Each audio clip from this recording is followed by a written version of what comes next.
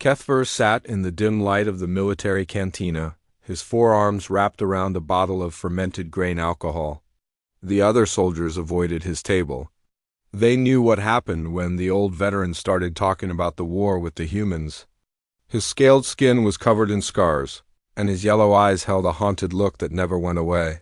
Tonight, a young recruit named Zexpol had been foolish enough to ask about Earth. The youngster wanted to know why the Coalition had pulled back from human space so quickly. Why such a primitive species had earned a quarantine zone around their entire solar system. Kethver took a long drink and began his first story. It started on Mars, he said. The red planet that humans had been trying to make into a home. The Coalition intelligence teams had told them it would be easy. Just a mining facility in something called Crater Valley. Maybe 50 humans working there, digging rocks out of the ground. No real weapons, no military training. The perfect place to start the invasion. Kethver had been part of the first wave. 2,000 elite Zephyrian shock troops in full battle armor.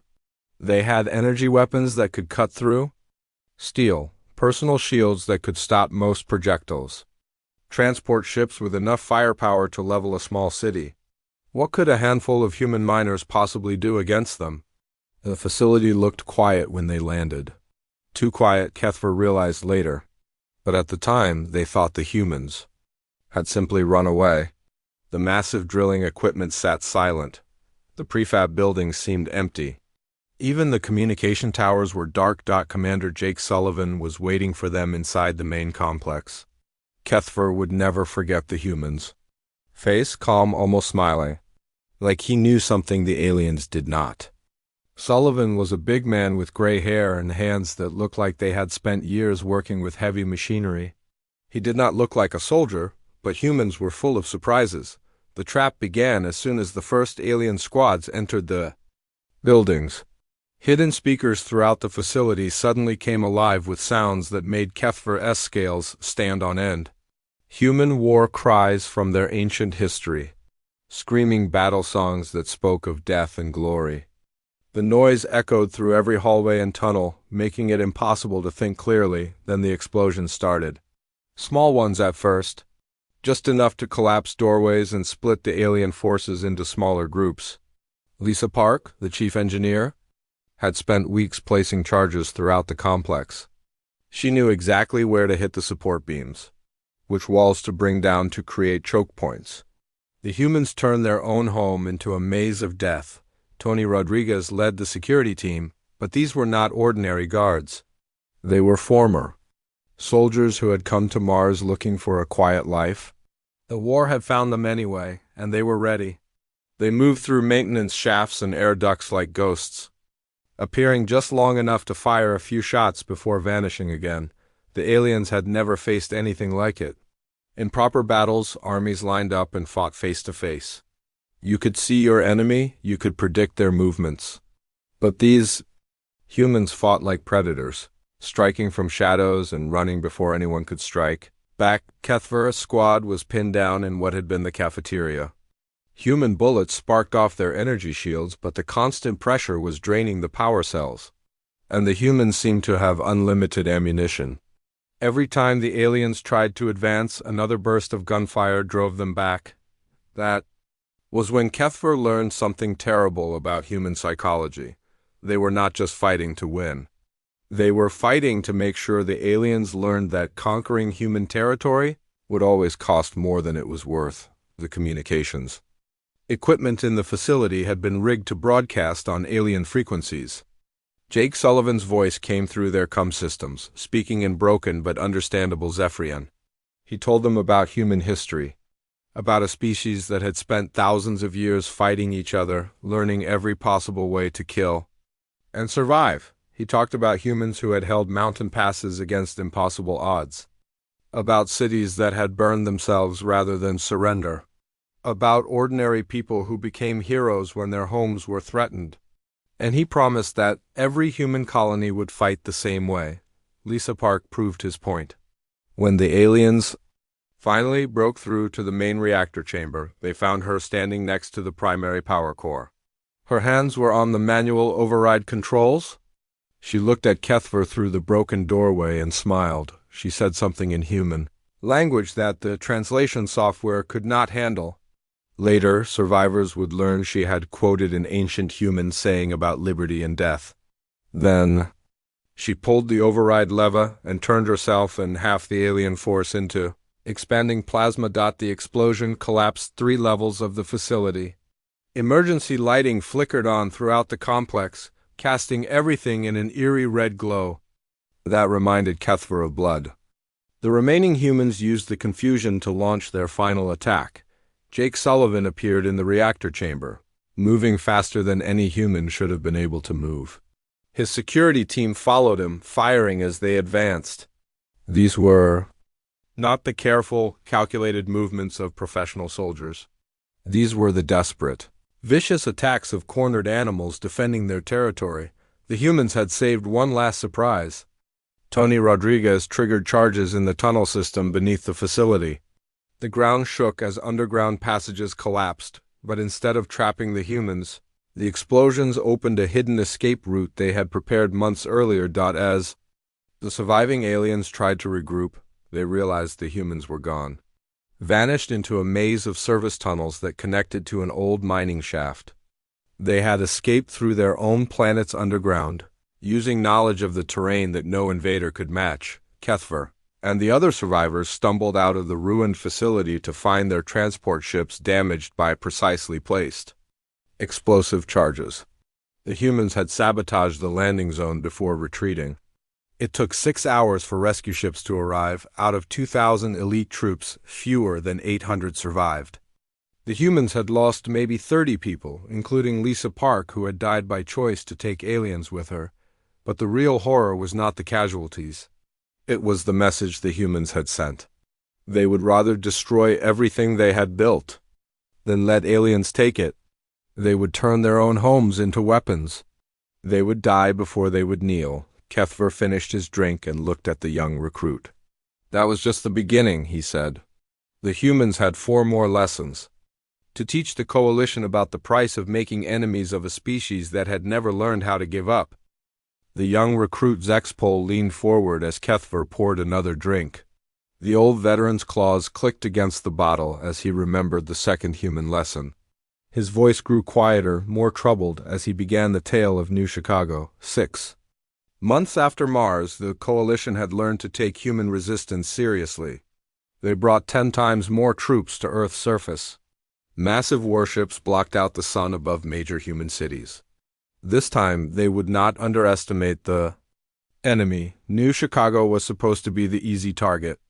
Intelligence reports said it was a commercial center with millions of civilians, humans who worked in offices and shops, people who had never held weapons or seen real combat. The coalition planned to take the city quickly and use the civilian population as hostages to force global surrender. Kethver had been assigned to an elite aerial assault unit. His job was to provide air support for ground forces led by War Marshal Vexron, one of the coalition's finest military minds. They had energy cannons that could level city blocks, gravity bombs that could flatten skyscrapers. Surely no amount of human stubbornness could stand against such firepower. The first sign that something was wrong came when the coalition forces reached the city limits. The suburbs were completely empty, not just evacuated but stripped bare. Every useful piece of metal, plastic, or electronics had been removed.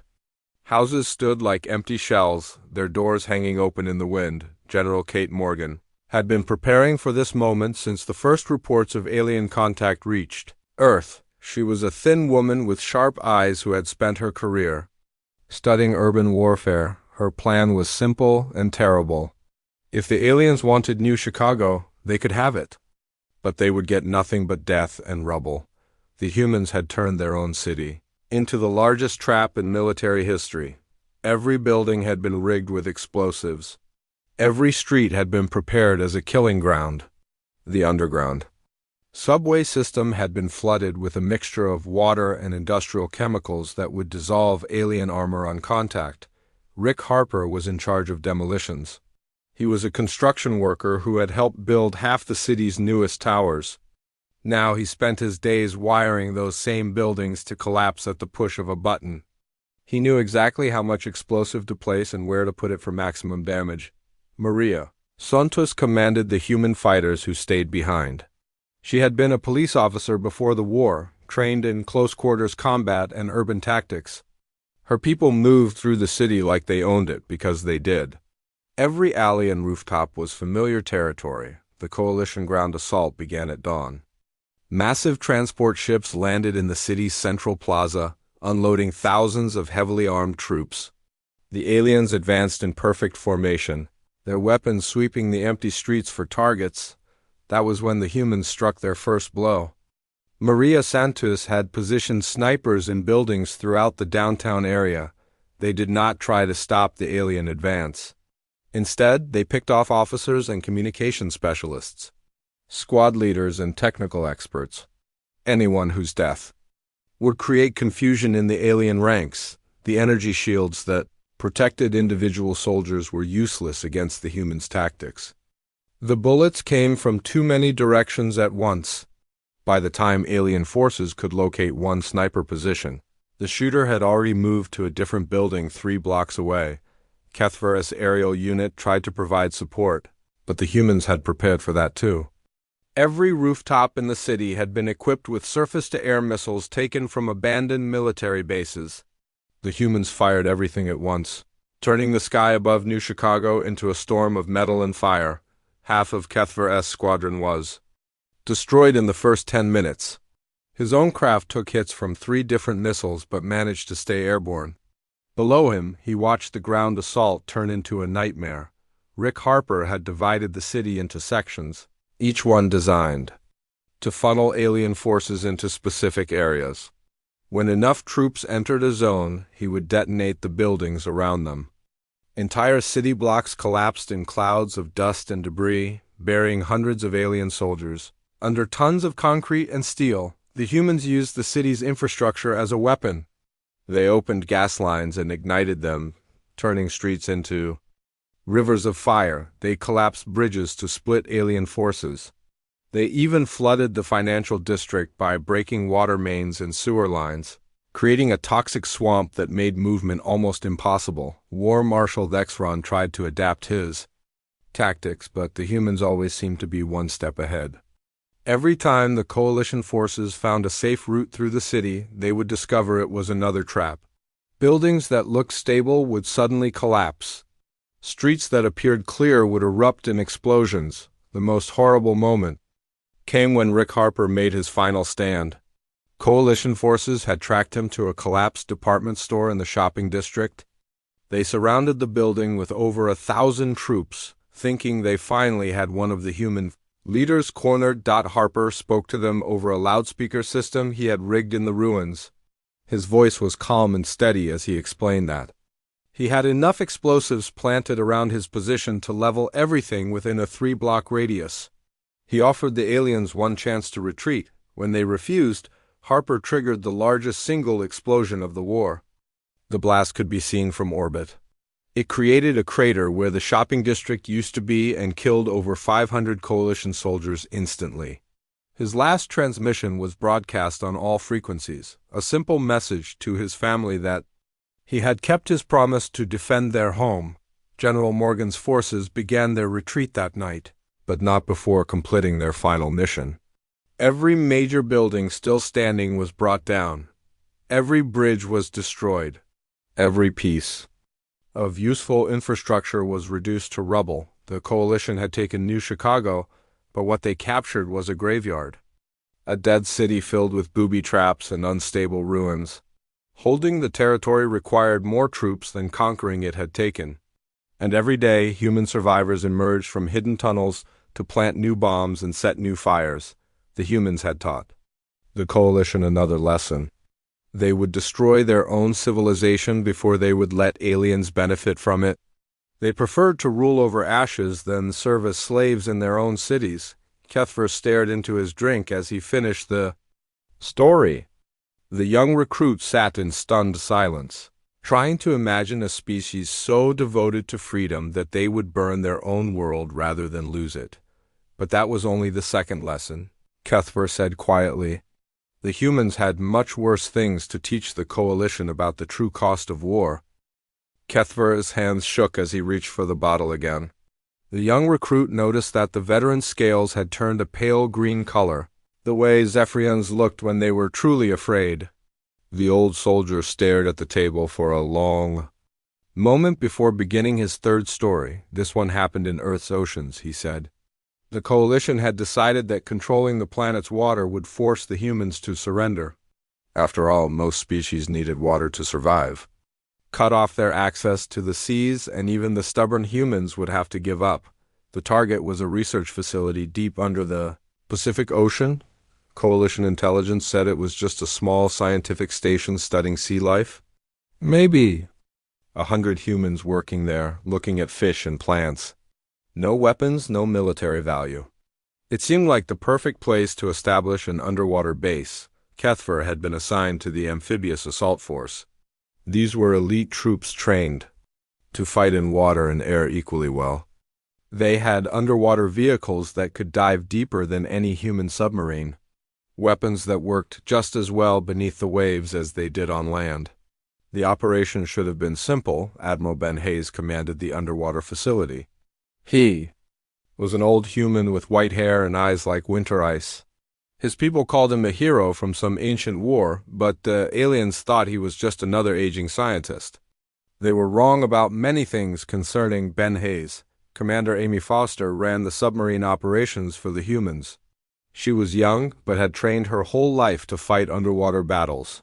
Her vessels were small and primitive compared to Coalition ships, but she knew how to use Earth's oceans in ways the aliens had never imagined. Dr. Paul Green was the strangest human of all. He had spent years studying the creatures that lived in Earth's seas.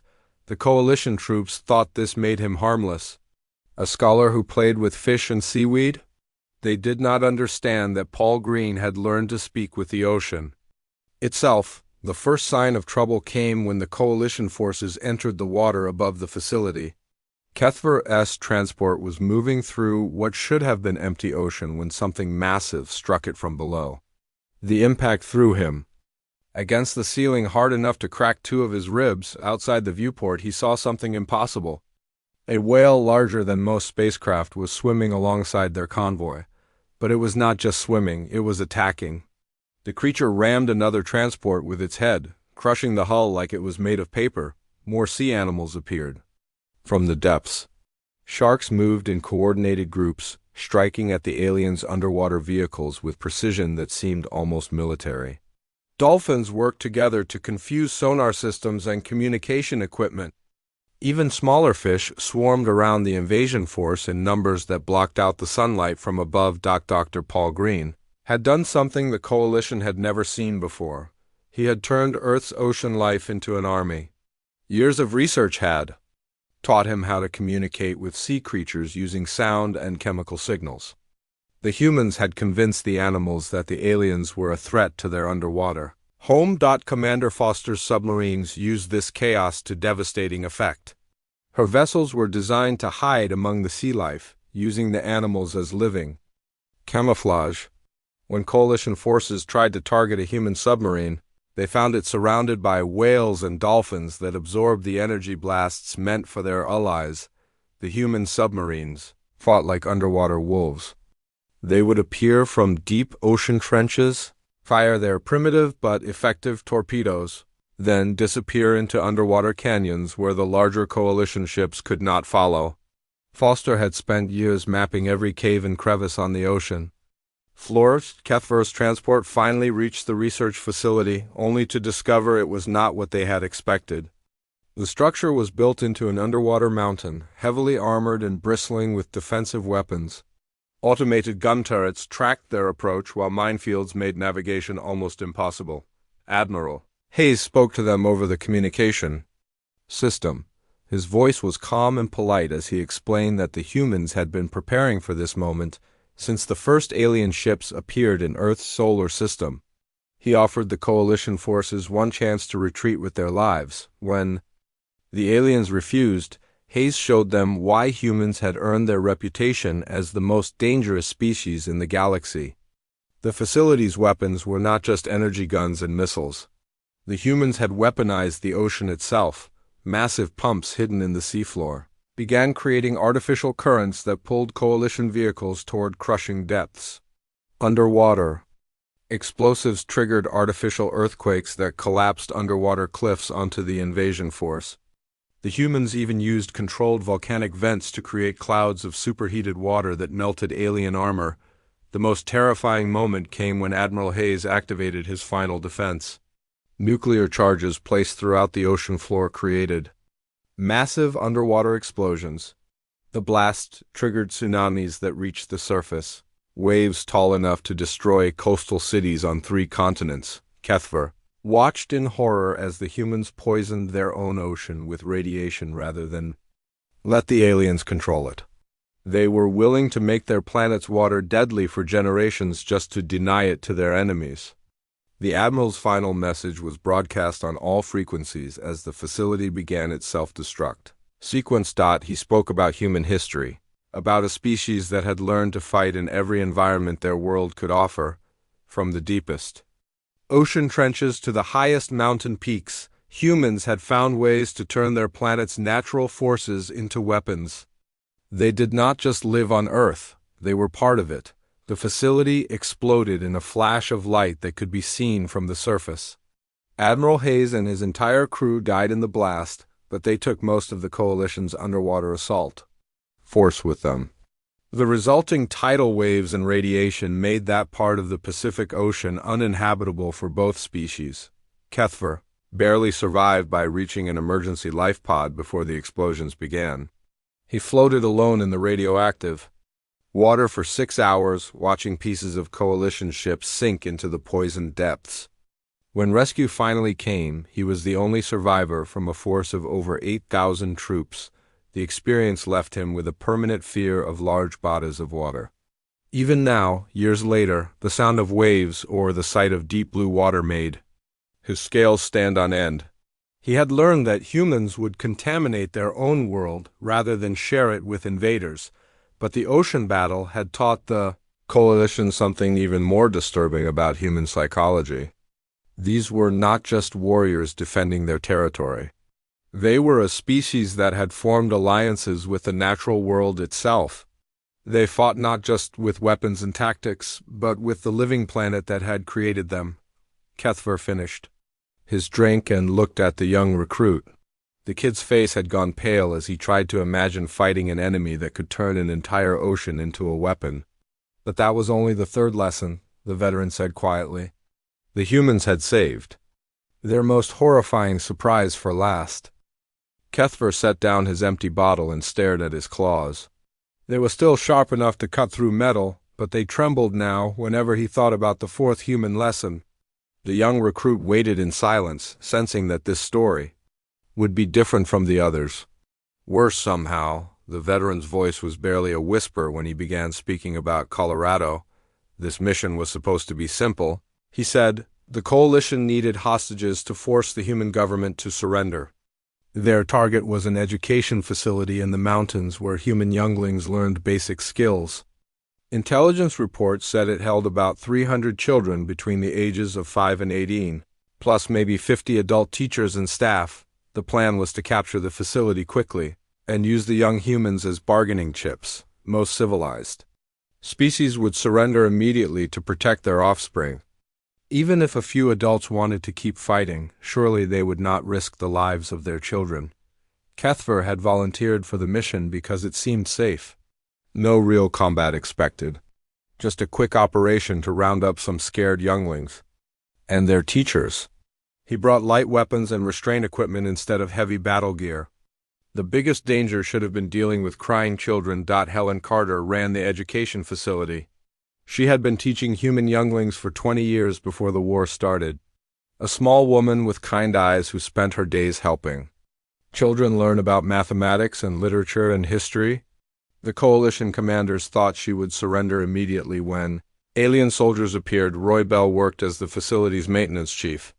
He fixed broken equipment and kept the buildings running smoothly. His hands were gentle enough to repair delicate electronics but strong enough to move heavy machinery. The aliens saw him as a harmless old man who would not cause any trouble. Linda Hayes had been the school counselor, helping children deal with emotional problems and family troubles. She was trained to calm upset younglings and solve conflicts with words instead of violence. The Coalition intelligence file said she had never held a weapon in her life, but the real surprise was waiting inside the facility itself, the human. Children had not been evacuated like civilians in other battles. Instead, they had been organized into a fighting force by a 16-year-old named Steve Collins. This young human had somehow become a master of military tactics in just a few months of war. The first sign of trouble came when Kethver's transport landed in the facility's courtyard. The buildings looked normal from the outside, but there were no sounds of children playing or adults working. The playground equipment sat empty and silent in the mountain wind. Steve Collins appeared on the facility's communication system as the alien troops approached the main building. His voice was calm and steady, nothing like what the aliens expected from a frightened child. He spoke to them in perfect Zephyrian. Using military terminology that most adult humans did not understand, he told the Coalition forces that they had exactly 60 seconds to leave the area before the children began their defense of the school. The alien commanders laughed at the threat. What could a group of younglings possibly do against trained soldiers with advanced weapons? They learned the answer as soon as they entered the building. The human children had spent weeks turning their school into an elaborate death trap using knowledge from their daily lessons. Chemistry classes had taught them to make explosives from cleaning supplies and fertilizer. Physics lessons had shown them how to build kinetic weapons that could punch. Through alien armor, even art supplies had been turned into weapons. Sharp objects hidden in innocent-looking sculptures. Toxic paints mixed into aerosol sprays that could blind alien soldiers. The younglings had transformed every classroom into a potential ambush point. The children moved through their school with perfect coordination, using hand signals and primitive electronic devices to communicate. They knew every hallway and hiding place better than any map could show. What seemed like random attacks were actually carefully planned tactics designed to split the alien forces into smaller groups. 12-year-old Danny Park had rigged the school's heating system to pump toxic gases through the ventilation shafts. 15-year-old Amy Johnson used her knowledge of electronics to turn the building's lighting into a strobe weapon that confused alien visual systems. Even the youngest children contributed by carrying messages and supplies through air ducts. Too small for adult soldiers, Steve Collins proved to be a tactical genius who could predict alien movements and prepare counters for every strategy they tried. He used the school's layout to funnel Coalition forces into predetermined kill zones where the children could attack from multiple directions at once. The most shocking moment came when 14-year-old Sandra Kim found herself cornered in the chemistry laboratory by a squad of alien soldiers. Instead of surrendering, she activated explosive charges she had prepared using materials from her science classes. Her final words, broadcast through the school's speaker system, were a promise that nobody would take their home. The explosion destroyed the entire laboratory wing and killed 20 Coalition soldiers. A child had chosen to die rather than be captured, and she had taken as many enemies with her as possible. The other younglings continued fighting as if this sacrifice was completely normal. Helen Carter led a group of teachers in support roles. But they were not helpless civilians either. Years of dealing with difficult children had taught them to think quickly and adapt to changing situations. Roy Bell used his knowledge of the building's infrastructure to create new traps and obstacles. Linda Hayes coordinated the children's psychological warfare, using the school speaker system to broadcast recordings that demoralized the alien troops. The human younglings showed no fear even when facing soldiers 3 times their size. They communicated through a mixture of hand signals and electronic messages, coordinating attacks with precision that impressed even veteran Coalition officers.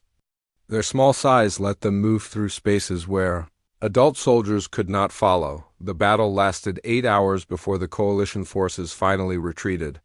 They had lost nearly 800 soldiers to what should have been a simple capture operation. The children had suffered casualties too. but they had proven that even the youngest humans were more dangerous than adult warriors from most other species. As the alien survivors limped back to their transport ships, Steve Collins made one final announcement over the communication system.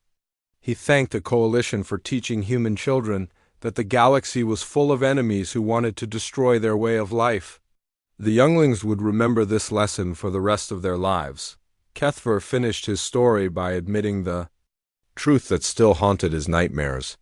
The Coalition had not been fighting an army or even a planetary defense force. They had been fighting an entire species where every individual, from the oldest adult to the youngest child, was willing to die rather than submit to foreign rule. The veteran looked at the young recruit with eyes that held too much knowledge. "That was the fourth lesson," he said quietly.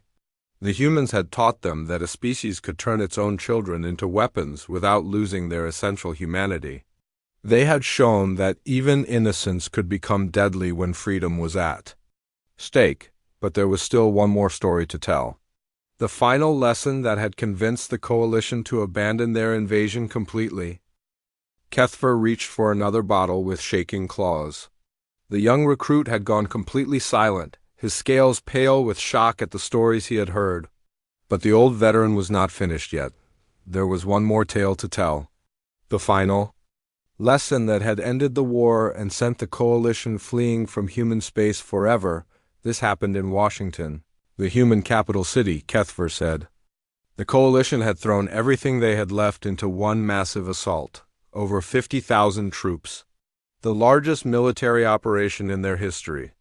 They were going to capture the human leadership and force a surrender that would end the war once and for all. The city should have fallen in hours.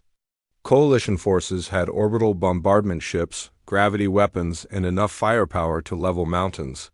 The humans had lost most of their military by this point in the war. Their weapons were primitive and their numbers were small. Victory seemed certain. President Frank Miller refused to evacuate when the alien fleet appeared over his capital. He was an old man who had spent his life in politics, not warfare. Most leaders would have fled to safety or tried to negotiate a surrender. But Miller stayed in the government buildings. Surrounded by his remaining staff and security forces, Secret Service Director Claire Adams commanded the final defense. She was a small woman who had spent years protecting human leaders from assassination attempts. Her job had been to stop individual threats, not alien invasions. But she adapted her skills to coordinate the last stand of human government. Colonel Greg Stone led what remained of the human military forces. His soldiers were exhausted and outnumbered, but they had learned valuable lessons from months of fighting. They knew how to use human determination and creativity to overcome superior alien technology. The real architect of the final defense was someone the Coalition had never heard of.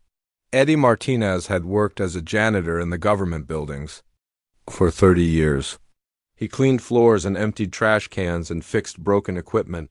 The aliens saw him as just another harmless human worker, but Eddie Martinez knew every secret passage and hidden room in the Capitol complex. He had spent decades walking through maintenance tunnels and service corridors that most people never saw.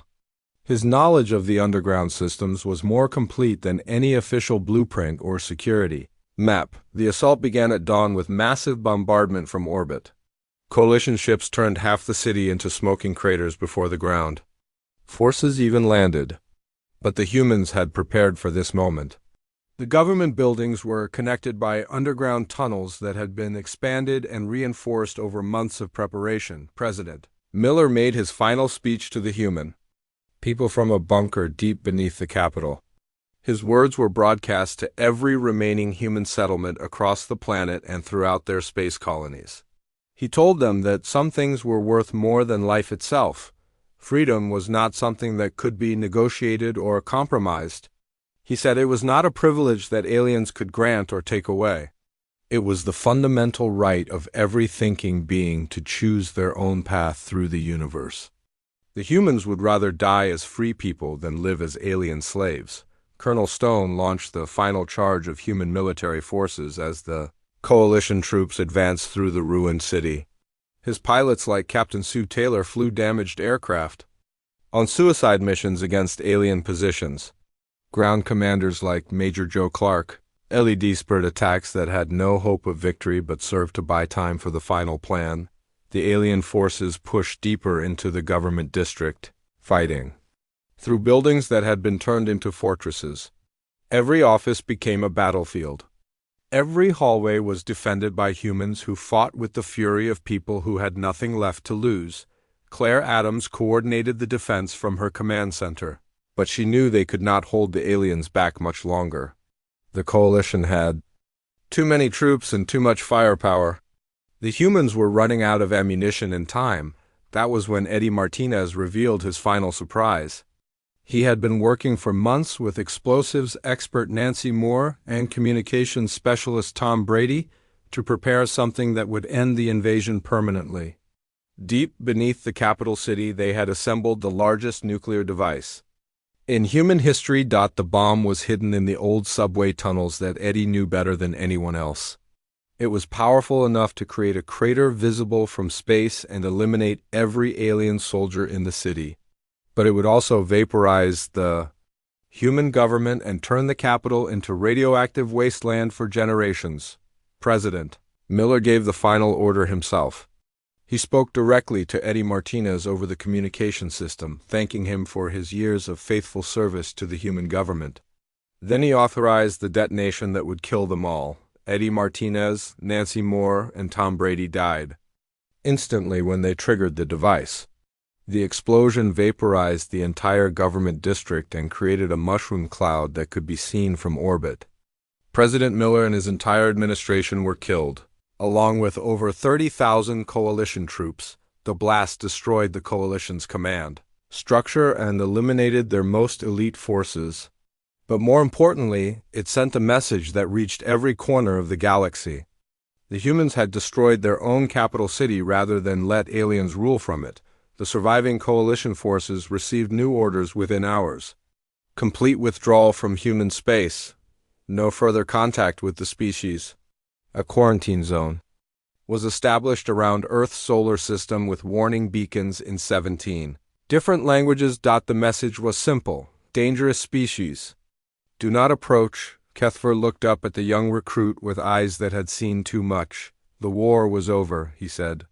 The coalition had learned that humans would destroy their entire civilization before they would accept alien rule.